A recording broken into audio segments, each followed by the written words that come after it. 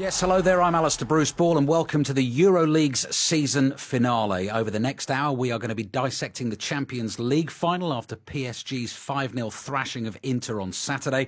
We'll find out more about the man who masterminded it all, Luis Enrique, and what next for Inter as well, with Simone Inzaghi immediately leaving the club for Al Hilal. We'll look at the latest transfer rumours doing the rounds and get the latest on Crystal Palace's drama with UEFA as well, which sees their place in Europe next season hanging in the balance. Now, I think this is my first appearance on the EuroLeagues this season in the very last show of the season. And I said on the WhatsApp group earlier on today that I do feel a little bit like a sub coming on in injury time at the end of a big cup final just to get the winner's medal. So the manager's already taken off Steve Crossman and John Bennett, and they've had their standing ovations.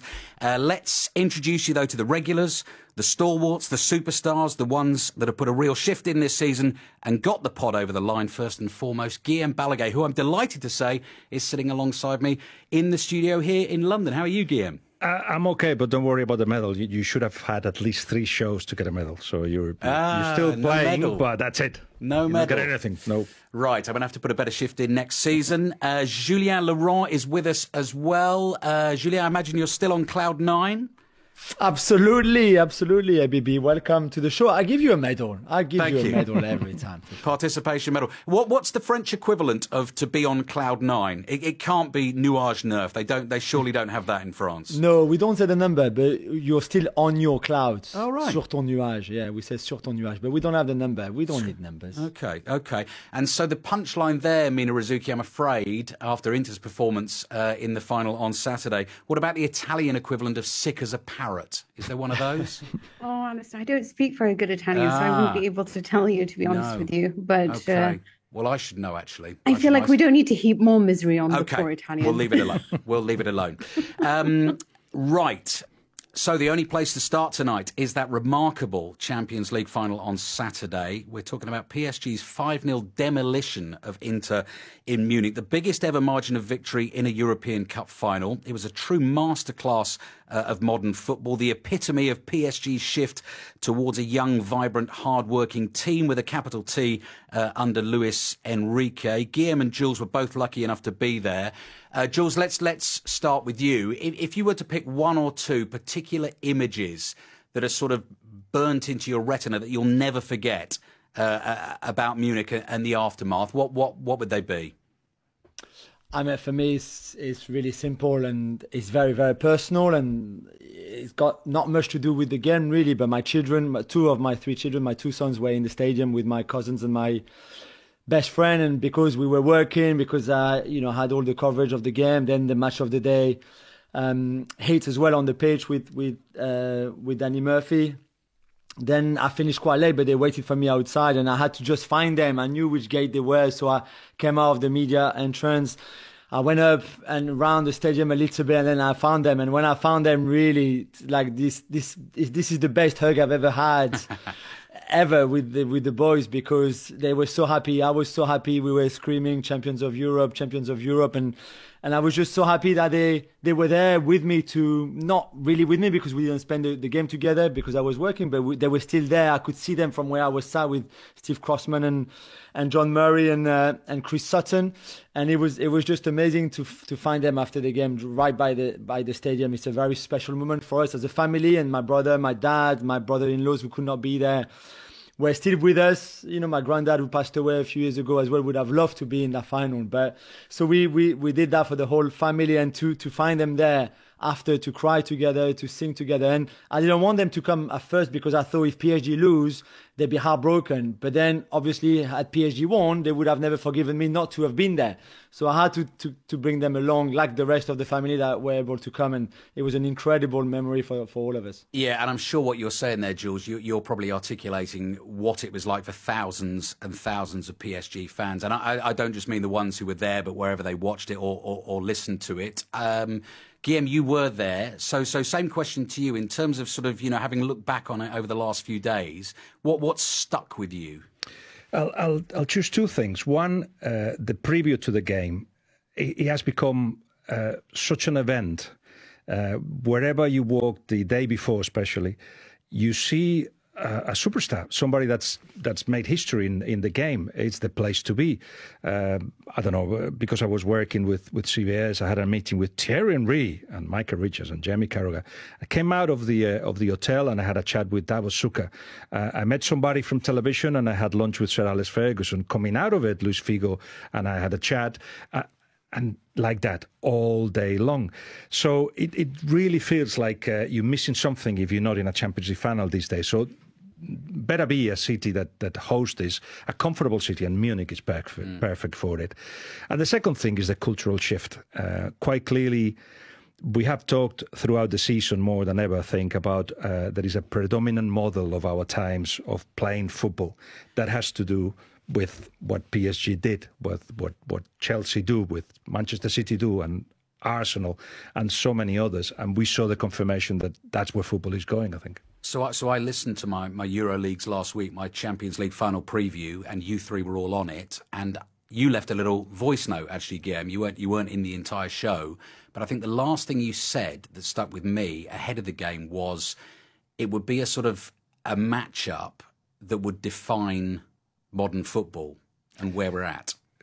Not in my eyes or in the eyes of many that have followed football very closely, because 5 out of the 8 quarterfinalists are playing that way. And that way we can go into detail of it. But you know what I'm trying to say, the Pep Guardiola style of football. But I felt that if Inter Milan won, of course, winning becomes fashionable. And many would say, let's forget about where football is going. Let's just try to these other things of organized defense and freedom in the attack and quick transitions. But by getting PSG winning is just a confirmation in many people's eyes that, yeah, this is where football is going, and we better be on that train.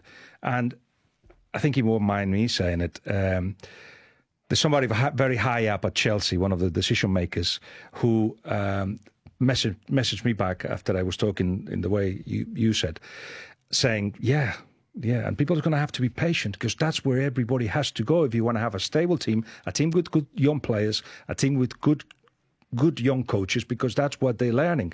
And I know that Mina had a go at me in last week, so I have not forgotten. It was just gonna end up with that. I did say that Inter style is dead. You know, it was a little bit too much, perhaps. But certainly what I was trying to say, Mina, see if you haven't seen the final, if you agree or not, is that way of doing things is becoming obsolete, don't you think? Mina? I'm finding it really hard to say. Carlo Ancelotti does it with Real Madrid. How many Champions League did they win? Would you say that Zidane's style of play was that? And they go and choose Xabi Alonso, who represents also that new way of playing, if you like. If you're saying it's the future, then yes, I can see you. I can agree with that. But if it's winning is the thing that I'm not sure I agree with it. I think that you can win in a multitude of ways, and I think that every style of play is nice to watch, depending on what you like. But that's not the debate, by the way. Of course, you can. But if the debate is where it's going, everything is cyclical. We will go that way, and then it's just a little bit like it was fashionable to play with, strikers, and things change. But yes, absolutely, this is where it's heading. Going younger, mobility, fluidity in the movements and patterns of play. I agree with that. I just don't necessarily think it's a winning formula all the time. So I'm open to seeing different things as well. But I agree with you in the sense that it is the fashion and it is where it's heading. On the night itself, Mina, were you surprised at how poor PSG made Inter look? Yes, I think that the whole point of this was that this was supposed to be a 50-50 challenge going into it. So I think, when they were asking me where I think it would go, I thought that PSG would win it. I didn't think that they would win it with 5-0, put it that way. I think 59 games for an Inter side with an average age of about 30 years old was just a step too far. There was lots of criticism as to whether or not they should have actually targeted a treble, or whether understood the limitations of the squad and the age of the squad, and realized that actually this is not a side that has the finances or the squad depth or the technical quality to really compete on all three fronts. So maybe choose one, or maybe at most 2 competitions and go all the way, but trying to win each one and ending up with 0 has its criticisms within it. But unfortunately, I am the invalid with a broken arm, so I had to watch this huge humiliation. And but congratulations, because I just think the kind of football we talk about football, but there is football and there's football. Yeah. And I just think that the way that PSG have played in so many of their knockout games is something I can honestly tell you, for me, it was better than what I've seen from any other team in the last decade of football, in all honesty. Yeah, and Jules, we keep stressing the word team and the shift with PSG under Luis Enrique over the last couple of seasons, some of the superstars that have gone, and this team ethic and everyone, working for each other and all of that. But I know you were struck as well by some of the outstanding individual performances within that team, weren't you? Yeah, you're right. And to be fair, it's this is the beauty of it. You've got fluidity within the structure that is very well defined. And then you've got players within a collective who can step up and have to step up anyway, because you win as a team, but you still need moment of brilliance from Désiré Doué or from Vitinha, from those kind of players to be able to then just produce a masterclass like we've just said you do. And Marquinhos said something very important before the final. He said when Luis Enrique arrived, so 2 years ago, he said he had so many things to change, but especially the attitude. And you can look at it in all the ways you want. We can go tactical for what Guillaume and Mina were saying earlier on that debate about where football is going tactically, all of that. But at the end of the day, you can have the best coach on the bench. You can have the best player in the team. If you don't have the right attitude, it could be for just one player or two or three. It doesn't matter so much. You're not going to win. It's just as simple as that. And I think the biggest thing that Luis Enrique did, away from this great football team and structure and the style and the philosophy, everything you want, is that he changed the attitude. If you're not happy, it's okay. You just go somewhere else. But if you want to stay here, be here, you have to go by his rules. And his rules were also very simple. But yet, I know it's hard to understand for listeners, but trust me, not every player wants to run and attack with the team and defend with the team. A lot of them want to do their own things. And for Luis Enrique, this doesn't work like this. So it sounds very simple. It's not that simple, I promise, because otherwise every other team would do it. But this is the best thing he did. He changed the mentalities and he changed the attitudes. And the reason why some players are not doing it is because we're living through a transition in which we have said so often that the forwards have got freedom to do whatever they want, and they'll score the goals, and that's enough. But that's not enough anymore in this brand of football that we've seen taking over the world, if you like. Everybody's got to work hard.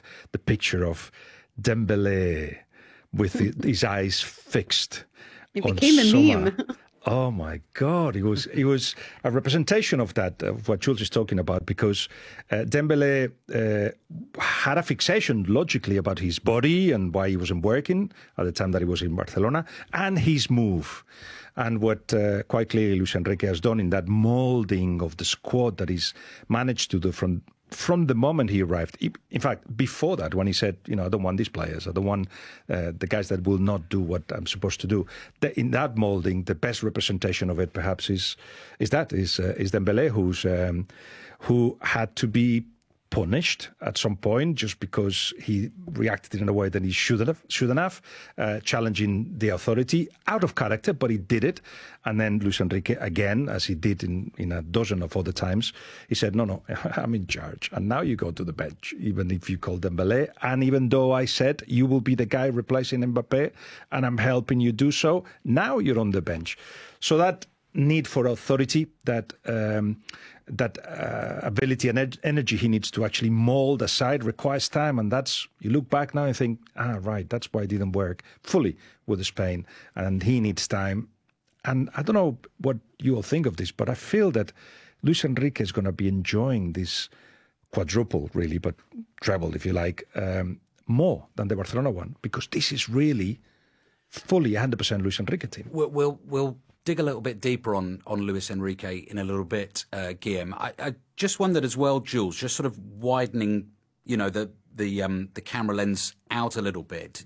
Do you think as well that performance and actually the way PSG have played in the knockout stages of this competition may have won a few cynics over as well, those not comfortable with the state ownership of the club, and even though we talk about these thrilling young players and this triumph of coaching by Luis Enrique, there's still been a heck of a lot of money spent on the project as well. Yeah, absolutely. You know, we spent 70 or 60 million pounds on Joe Neves at 19 from Benfica after one season really at the top. It's a lot of money that you can invest there and that you have to invest. And to be fair, they have one of the top revenues in European football. They're not the top, but they do really well marketing wise with all their sponsors, and some of them come from Qatar too. So I can understand that some people are not too happy with that. But the truth is that I've never seen or felt so much love for PSG, probably ever, really, from everywhere. Like, and I could show you all the messages I received from people who are just very happy. And I know they go through me to say, I'm so happy that PSG won this Champions League because of the football they play, because of Luis Enrique, because of Doué and Dembele or Vitinha. There's a lot of likable players. There's a lot of likable characters in that team. The Ultras, of course, who have become this phenom really that everybody seemed to be discovering, ultra culture has been on for, I don't know, 40 years or so, 45 years. And yet it seems that the PSG Ultras this season, everybody loves them. Everybody loves the chanting and the tifos and everything that they do. But again, there are a lot of great Ultras in a lot of other clubs all around the world, not just for us. But it seems that the hype is at the level that I've never really seen before. So this is great. And I think they've won people over. You're right. As a club and as a Qatari owners, I'm not sure. But certainly what they've done on the pitch with Luis Enrique, again, to what we were saying, and those players, yes, they won people over. People like them. They're likable. You can relate to that team. They play football the right way. It's entertaining. And they also have beaten top teams all the way to this triumph in the final. And for that, I think that's what people enjoyed when they watched them this season. And Mina, just before we get onto our Luis Enrique chat specifically, it's very easy to get carried away with a performance like that. We're doing exactly that right now. We were doing it on the night. It was breathtaking. It was stunning. Do you think the rest of Europe will be worried now, about Paris Saint-Germain? It's a very difficult competition to dominate. We know that. It's only Real Madrid really who've done it. But the potential here for Paris Saint-Germain. Yeah, it's huge. Firstly, because I think a lot of the times with some of the clubs that you have who do win the Champions League, obviously not Manchester City, but others, that you worry that the players will want to leave. They'll want to go to a Real Madrid or to a different club. But with PSG, they have the money. They have the desire to stay in this competition, because I think a lot of these kids, obviously they're new, like Desiree Doué's come in from Rennes thinking to himself, look at what I've just done under Luis Enrique. Like, I want to be here for a while because this is where I'm going to win trophies. You actually start to smell the trophies coming their way, especially with Luis Enrique and the way that the club is working. And so when you see a project is there, it's more likely that these players will stay. I think this is what's so interesting. So you've got that, you've got the money, you've got the mentality that they've now secured. They can walk away knowing that this is the biggest final and won it with the most comprehensive results that you can imagine. So with Luis Enrique, who's already won a treble, now he's won a quadruple. We know what he can do and the power that he can do. He's made this club more likable just by his story, all that he dedicates to football, obviously his family story and that of his little girl that passed away that resonated with so many. I'm not sure what ingredients they're missing. For me, this is very much the start of something really beautiful. And it's not about getting carried away. We can always talk about the fact that they failed in the beginning. They lost lots of games. They weren't showing us what they could do. And it's a huge turnaround that happened really in the beginning of 2025, obviously with Kvaratskhelia coming in, Dembele changing positions. And then you saw really PSG take off. But again, this is a young squad that can really win together and build together. And I think that was what Real Madrid did so well, was buy young and let them grow together. And this is what PSG is doing now. And that, Guillaume, takes us on to the Luis Enrique chat really nicely, because I think my question to you would be, having watched his career and spent time with him and talked to him, do you feel like he's the kind of guy that would be interested in building a dynasty, being at Paris Saint-Germain for a long time and trying to dominate European football, or will he always be looking possibly for the next challenge or adventure? So he's, 55? 55. Yeah. And he finally has found a club that has allowed him to create a team to his image, where he is the total authority, which is what he demands, done without any questioning from anybody. So he's in the perfect place. And as such, he'll want to, keep winning with this side. There's no doubt about that. But he has a dream, and he would like to come to the Premier League. He's been not trying, because he doesn't go and have conversations that will take him into the Premier League. He doesn't ask his agents to actually take him there. But he knows at some point the right offer will come. And in the past, Swansea tried to convince him, and he's like, I'm not going to go to Swansea, when they were in the Premier League, of course. And Aston Villa tried to get him as well. I think he was named in some conversations at Everton. There have been clubs that have rejected him. Spurs being one, Chelsea, Manchester United. He was in the shortlist when Ten Hag was chosen, and it just didn't happen. Now, of course, we'll have a pick. He can choose, but football is the one who puts the timing. And if we're talking about what comes next for him, well, Pep Guardiola will leave Manchester City at some point, and he kind of fits very well into that club, into that way of playing as well. But I think he's miles away from thinking of that. He's never planned his career that way. What feels right at that point, be it Celta or Roma, he goes and does. Am I right in saying as well that Unai Emery told Arsenal to get Luis Enrique? So when Unai Emery gets interviewed for the job at Arsenal, Luis Enrique had left Barcelona in which he had succeeded and won the treble and so on. And in the interview, Unai Emery, when he gets interviewed for a job, he always asks the same question to the people that interview him, which is, what do you want me? And what do you want me for? Why do you want me? And he was like, well, we want players to develop and then buy them young and then sell them if necessary. We want a team that wins. We want everybody to be with the manager. We want everybody to think the same way, but like a lot of things. And he went and said, you should get Luis Enrique. And it kind of took everybody aback. It's like, no, we think you're the guy. Why? Well, the answer was from Arsenal, well, he actually doesn't question us, wouldn't question the bosses. And when I thought, and you think I would just go along with whatever you decided. So that was a little bit of a break down in communications with the ownership, a red flag, if you like. But yeah, he offered Luis Enrique and said, no, it's you who we want. Because perhaps they felt he was more moldable.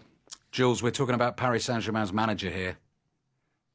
Yeah. I mean, like, it's the same for this team. I don't know how long this team can stay together, because eventually there will be a moment where maybe Vitinha would fancy going to Real Madrid, or Désiré Doué to the Premier League, or Barcola to the Premier League, or Kvaratskhelia somewhere else. And they might stay for a bit longer, but they might also at some point feel like they've done everything they could. They've achieved everything at PSG. They will be in history of the club forever because they were the first one to win it, and to win it in the greatest final of all time, really, or certainly the biggest score of all time.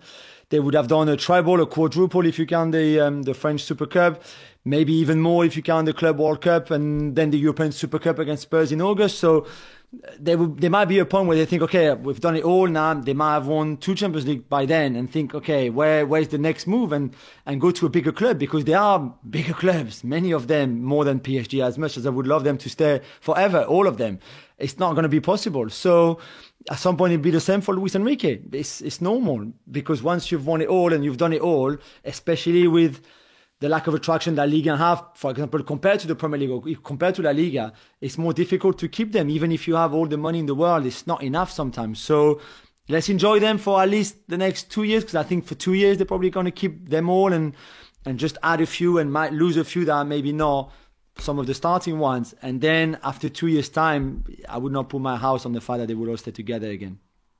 And just going back as well, Guillaume, to when Luis Enrique arrived at Paris Saint-Germain. So that's 2 seasons ago, 2023. And in that same summer, Messi and Neymar both leave. Kylian Mbappe has another season. Was that, in terms of how that played out, was that Paris Saint-Germain deciding, we want to do this a different way, Luis Enrique is our guy, this plan was already in process? Or was that Luis Enrique arriving and saying, the only way this is going to work under me is if these guys, as good as they are not here? You don't need to research a lot to know what Luis Enrique is about. So, of course, when they approach him is because they have decided we need to go a different way. One in which managers finally have got the space they require to take decisions, to impose their idea, to convince everyone. Those things are important. And the managers previously, they weren't given that space. It was quite clearly that the structure of the club was was disorganized. It wasn't how it should be. So the decision to bring Luis Enrique was, okay, what would you do? Because we think we need to change. And yes, it was about the culture of the club. It was about, there are players here, and I would add Berratti there and Neymar and so on, that I don't want here. Messi had gone already. Interestingly enough, I think at some point if you ask Messi, would you have stayed if Luis Enrique had stayed? If you knew that Luis Enrique was coming, I think the answer would be, yeah, I would have stayed. But then ask as well to Luis Enrique, would you have kept Messi? And I don't know what the answer is. I don't know. Because obviously, as we've seen in those eyes of a Dembélé, what's required from a Luis Enrique team, a winning Luis Enrique team is a different thing. If we ask him that, I'm not sure we're necessarily on the record going to get an honest answer, are we? He said to the club, he would not have come if Messi, Neymar and Mbappe had still been in the club. Oh, there we go. There we go. This is the last EuroLeagues of the season. Guillaume Balaguer, Julien Laurent, Mina Rzouki with us on 5 Live and BBC Sounds. We've discussed Luis Enrique. Mina, let's move it on to Simone Inzaghi. He's left Inter already to join the Saudi Pro League side Al Hilal. So his first game in charge is actually going to be very soon, less than a couple of weeks' time, against Real Madrid in Miami in the FIFA Club World Cup. But in the announcement video which Al Hilal posted yesterday, they used some commentary audio of a goal scored not by Simone, but by his brother Filippo in the 2007 Champions League final. Does that happen a lot, Mina? With those two? What a gaffe. It does happen a lot, but this is not something that you would have expected and is unveiling. Also, because even if you are going to go through his career, I think his career is better as a manager than it has been as a player. But anyway, yes, It is. It was a weird thing to do for sure. What about them? How will his time at Inter be viewed? Look, he won a lot. It's very divisive, actually, what people think of Inzaghi. He's never been lauded as this great manager. And actually, I think he's been vastly underrated a lot of the times we've spoken about it. We've talked about the fact that no one ever rates him considering what he's managed to do with this Inter side. During his tenure, if you look at the net profit of the club, they actually made 100 million from sales. That's how much they didn't spend. So he was forced to walk into a club during a time of a very financially precarious time. They lost Lukaku, they lost Achraf Hakimi, they kept bringing in sort of players that were never of that same level. Obviously, they brought in players like Marcus Thuram, but always having to lose somebody big, whether it was Onana or somebody else. You felt like he was always trying to find a way through, and yet they remained competitive in the league, domestically, as well as in Europe. I think he overachieved with a squad that wasn't really built to compete across all three levels. Having said all of that, the criticism has been very strong in Italy, and understandably so. He lost 5-0. I think there were question marks over the fact that you have to understand the limitations of your squad. Are you being practical? Are you just going for the stars, knowing very well that your team has limitations within it? And to be humiliated 5-0 and to walk out on the club is really not the way to leave. I think it was interesting as well when we were thinking about Guardiola leaving the season and Manchester City were doing so badly. In fact, when they started doing so badly, it was like, well, Guardiola will probably stick around because he doesn't want to leave them in that state. So it's a little bit like, how is Inzaghi okay with this? Should you be walking out like that? Or is that to be seen rather cowardly considering you have a year left? Now, Inter have said that he walked into the meeting room and said that he doesn't have the motivation to continue, that he was very honest, and they very much appreciated that about him. Left them a little bit in the lurch considering there is a Club World Cup that they are having to go to. There were lots of rumours about Al Hilal even before the final, and Italian media reckon that destabilised the team. I disagree with that. I don't think it destabilised the team. I don't think Acerbi and Barella heard about him moving to Saudi and thought, oh my God, now we're not going to play the game of our lives. No, I think that I personally don't agree with that. But nonetheless, the rumours were flying around before. It was a ridiculous offer financially. And I think that he had already realized that this is the end of an era. His team was it's old, right? They played 59 games. They were never at optimum fitness levels, to be honest with you anyway. And I think that he just thought that a new project needs to start and they're better off starting off with someone new. I don't have the motivation to rebuild again. And so he leaves. So he maybe left a minute before they left him, kind of thing, because he did feel, and we've been talking about it Mina all season, no, about being the end of an era. But I just wonder what his place in the history of Inter is for Simone, because I think in terms of titles, Eleno Herrera and Mancini won more than him. In terms of love, Jose Mourinho seems to have beaten everyone with his travel and so on. What would you place him? Yeah, so obviously he's below those three. But I do think that he's divided more fans than he's supposed to. I think a lot of the times people have viewed Inter as being the best team in Italy. So at the very least, they should have managed to win the title every season in the way that Juventus did when they were the best team in Italy. And not only that, Juventus won the double every season. So domestically, they were just unsurpassable in a way that Inter hasn't managed to do under Simone Inzaghi. So it's a bit like he's left a little bit too much on the table. So that's been the view, considering the fact that they have felt that if you compare it to a Napoli side or the Milan that won under Stefano Pioli, Inter was by far the best team in that league, and they should have won it both those seasons. And yet it doesn't go that way. I think that he was loved. I think a lot of the Inter fans thought that he was very underrated, but there has been a lot of anger with the way that the final went, with the fact that the players didn't show up, with the fact that on the 70th minute, when Desiree Doué got his third goal, there were 4 fullbacks on the pitch, and you're losing. It's madness in terms of substitutions. I think that particularly, that choice as well of bringing in defensive reinforcements when the team is falling apart and nobody is trying to get a goal. There was just no hunger. It was lights out straight away. Says a lot about the way that I think that he's handled his tenure in certain moments. When it comes to the business end, we haven't seen a real fight, which is a shame, because I think on a tactical level, he's a very interesting coach. I think we've seen the way that his centre-backs play, the kind of football they've played along the way. And I know that you see it as very much like deep in transitions, but it's not that. You know, it's more than that. And I think we see more of that in domestically than we have seen in Europe, where they are a little bit more pragmatic. But it's a shame, to be honest with you, that it ended that way, the way it did. Let's get on to his potential replacement. The main man linked with coming in at Inter is Como's Cesc Fabregas. But here's what the Como president, Mirwan Suwaso, has had to say about that. We communicated our refusal directly to the president of Inter, who acknowledged it with the courtesy and clarity expected between clubs that have mutual respect. For this reason, we treat the persistent rumours of their interest in our coach as pure fantasy. It's unlikely that anyone would persist after such a clear answer, especially a club of Inter's calibre. Jules, what do we make of that? It's very much putting the ball in Inter's court. So if you still come knocking, your standing in the game is being questioned. Yeah, and it seems like Christian Chivu, who did a good, to be fair job, is also on that shortlist now, and that would be an appointment much easier to do, more than Roberto De Zerbi at Marseille, for example, who's also under contract, and this one might be difficult.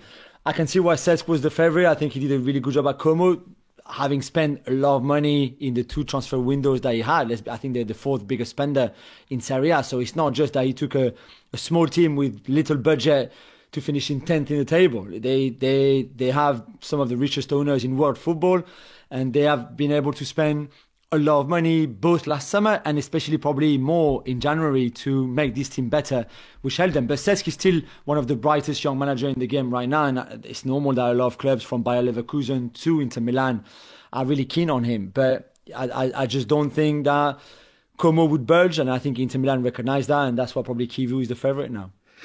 Let me take this story a little bit personally, and I wonder if Mina and Jules have had a similar experience. Cesc, in my eyes, is a 15, 16-year-old boy with a bad haircut. When he first arrived to Arsenal, he's a kid and who's now been wanted by Inter Milan, one of the big clubs in Europe. It's just, have you not had an experience like that where you think like, what has time gone?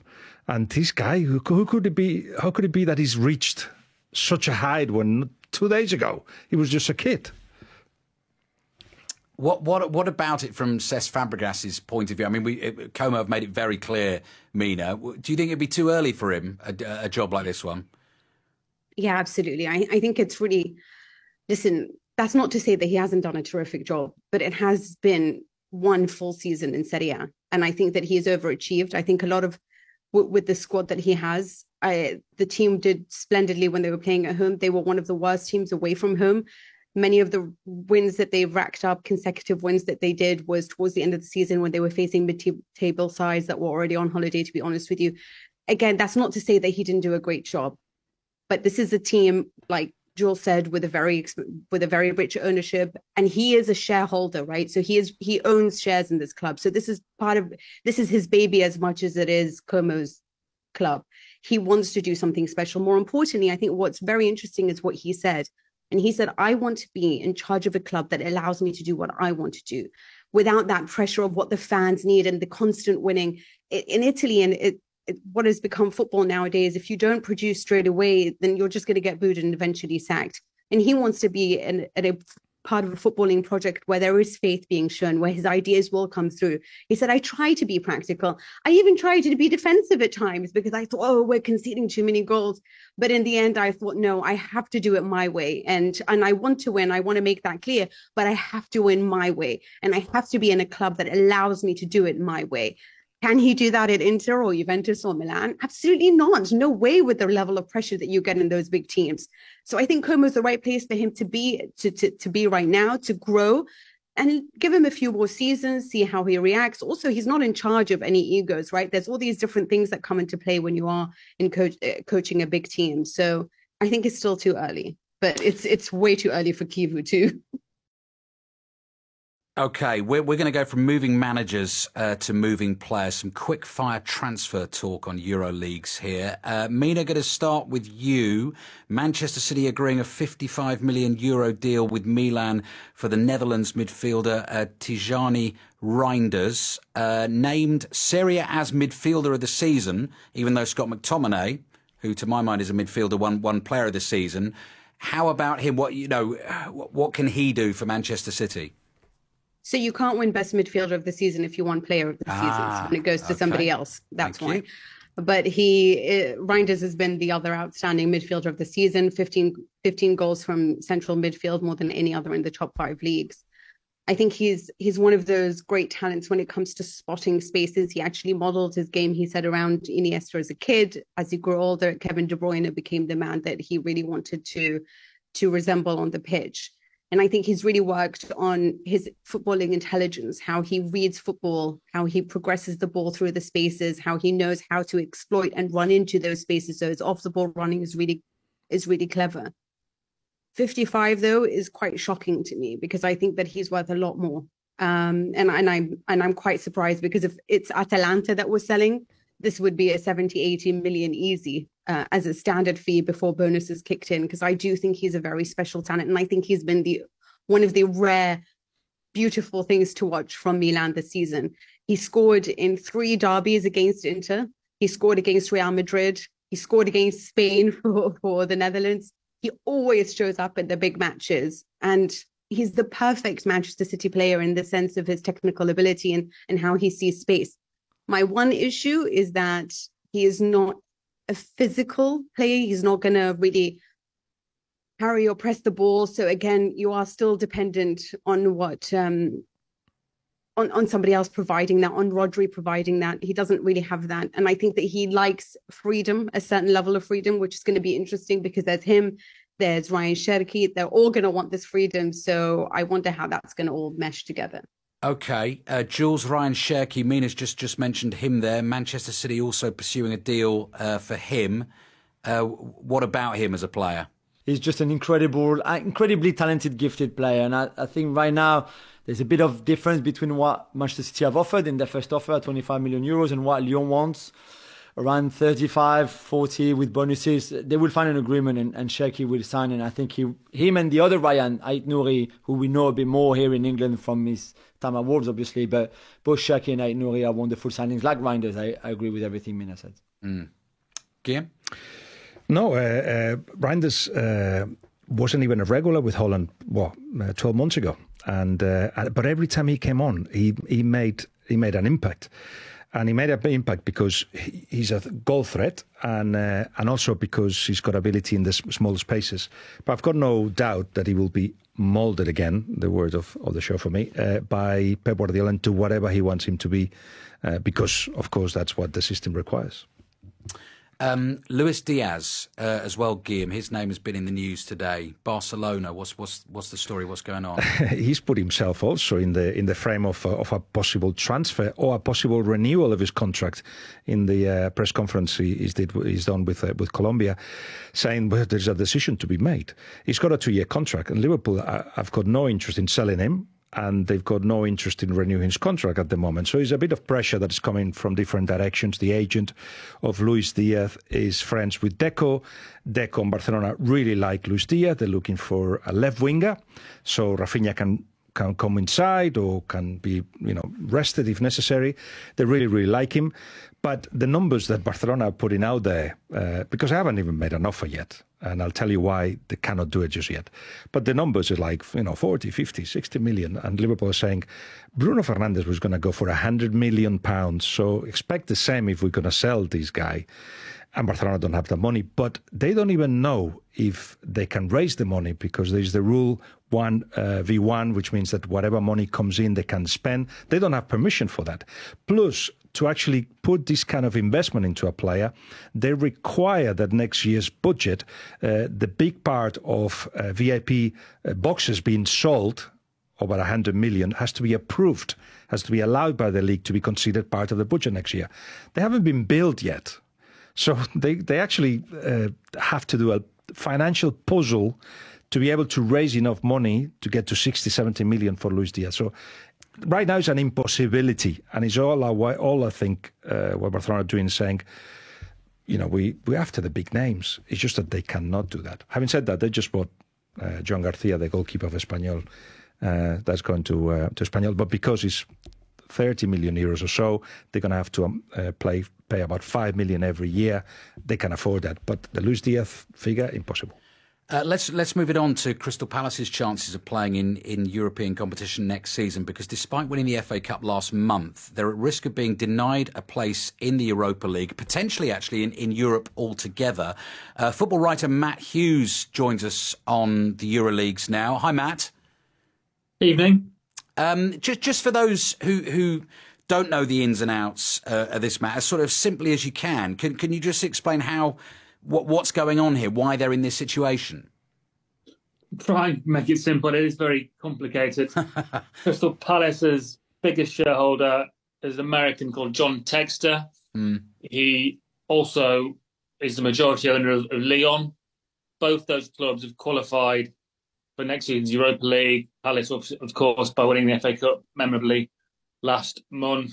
UEFA rules state that you can't own, but one person can't own a share in the club in the same competition. We've seen this before. Man United and Man City own, linked to Girona and Nice, respectively. They've got round it by putting the smaller club, as it were, in the shares in that club into a blind trust. Crystal Palace can't do this because essentially they missed the deadline. The deadline was 1st of March. And to me, it just illustrates what a complete mess UEFA's rules are. On the 1st of March, Crystal Palace were playing an FA Cup 5th round tie at Millwall. They had never really had any expectation of winning the FA Cup and qualifying for the Europa League. As a result of that, they didn't put these measures in place. And now UEFA is saying, you've missed the deadline, you can't do it. So that the whole thing is in a real stasis, really. Okay, so what are the other options then, Matt, potentially for Crystal Palace here? If they can't do that, if they can't put the money in a blind trust and go that way like other clubs have done, do you know what sort of other avenues they're exploring? Well, one avenue they're exploring is for John Textor to sell his shares in the club to the other Americans who also owners Harris and Blitzer, who I mentioned earlier. The problem with that is it's not a quick process. We all followed these takeover stories, and they drag on for months, sometimes years. And the Europa League qualifying draw is due to take place on June 17th. So UEFA needs to make a quick decision. Palace are trying to insist that John Textor doesn't really have any influence at Selhurst Park.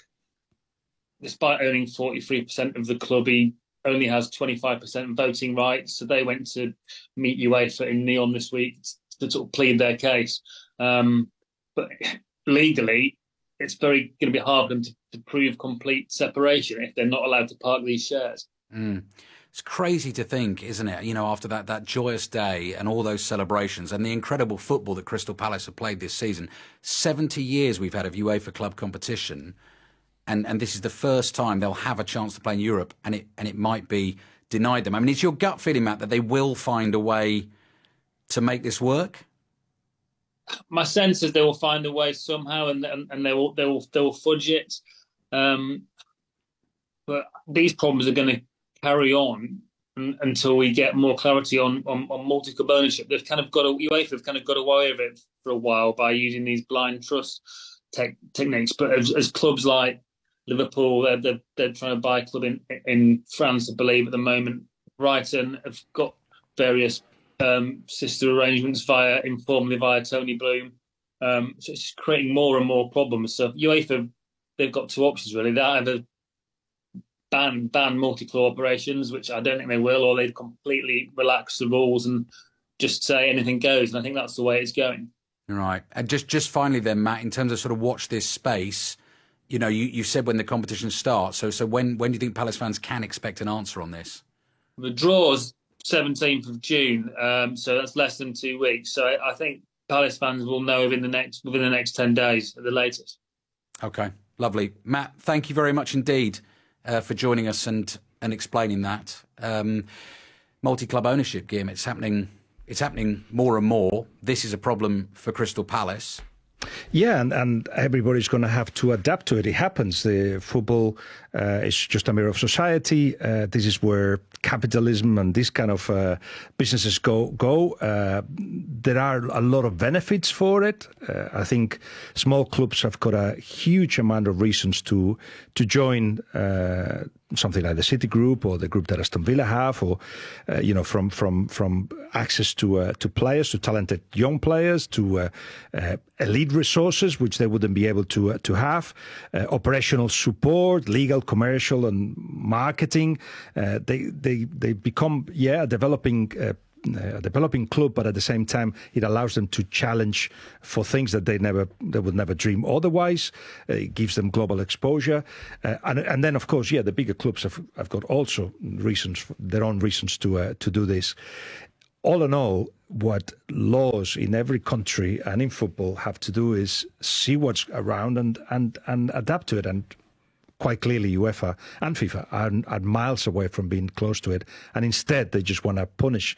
And then they don't, like the case of Girona, where they had to change the ownership build of the club. They had to change the board. 3 or 4 things that they had to do, which was relatively easy, but still is a very key part of the City Group. Right, with this being the EuroLeague season finale, we've done quickfire transfer talk. We're going to finish with some quick-fire questions on the season just gone. And I mean quick fire here. Going to try and do as many as I can. Jules, starting with you. In fact, I think this is probably too obvious, this one. Favourite moment of the season? You know me too well, Ali. Yeah, of course, the Champions League final and the treble for PSG and my boys. OK. Mina, favourite moment of the season? I wanted to say it's Cherby's equaliser that took it to extra time in the second leg against Barcelona. I'm also a Juventus fan, so for me it was Conceição's goal against RB Leipzig. They were 1 man down and they managed to get the winner. So it was a spectacular goal. Yeah. For me, the first 45 minutes of the Barcelona-Inter fixture at the Montjuic, I was out in the first row where Inter were defending and Lamine was attacking what it was a very tight defence. Those 45 minutes were just incredible from Lamine. OK, not going to be able to do all of these here. How about signing of the season, Guillem? I will give it to Anthony, who comes in at Betis, as by his own admission, depressed, having been in completely the wrong club for him. And then he just has recovered the level that perhaps didn't put him at the 100 million euros that he cost from Ajax, but certainly at the elite again. It's been a wonderful thing for Betis and for him. Jules, signing? I was thinking about Michael Olise or Kvaratskhelia, but really Scott McTominay has to win it for me, because nobody really understood. Well, a lot of people didn't understand the move at the time, but he did magnificently for Conte and Napoli, so I give it to McTominay. Has Jules just stolen your one, Mina? Yes, absolutely. Of course he did. Sorry. Wait, when did Desiree Doué arrive from Rennes? Yeah, that could be the one. I'll have Doué and you'll have... I'll take that one. Okay, I'll take Doué then. Nicely done. What about a simple one? Player of the season, Mina? Dembele. It's got to be Ousmane Dembele. Or Lamine Yamal. I'm a little bit... Actually, you know what? I really want to go for Achraf Hakimi because I think he never gets enough plaudits for what he's done. Scored at the final, scored at the semis, scored at the Coupe de France final. The best right back in the world, I think right now by far, to be honest with you, tactically grown and intelligent. So I'm going to give it to him just because I know everyone else is going to take key guys. Yeah, thank you, Mina. Because what Lamine Yamal has made me feel about football in the last year is just I hadn't felt for 20 years. So, I jumped from seats. I hugged people I didn't know. I shouted, and he was playing for Barcelona. And I'm not very suspect to be a Barcelona fan. But yeah, it was unique. So he has to be given to him. Jules, last word. Ousmane Dembele for me. Okay. Sure. Very good. Very good. Guillaume, Julien, Mina, thank you very much indeed. I've enjoyed listening to you all season on the EuroLeagues. Thank you to everyone who's appeared on the show this season. Thank you very much as well to Steve Crossman, John Bennett, Conor McNamara, presented last week as well. Thank you all very much. That is it for the EuroLeagues for the season. The Football Daily Podcast on BBC Sounds.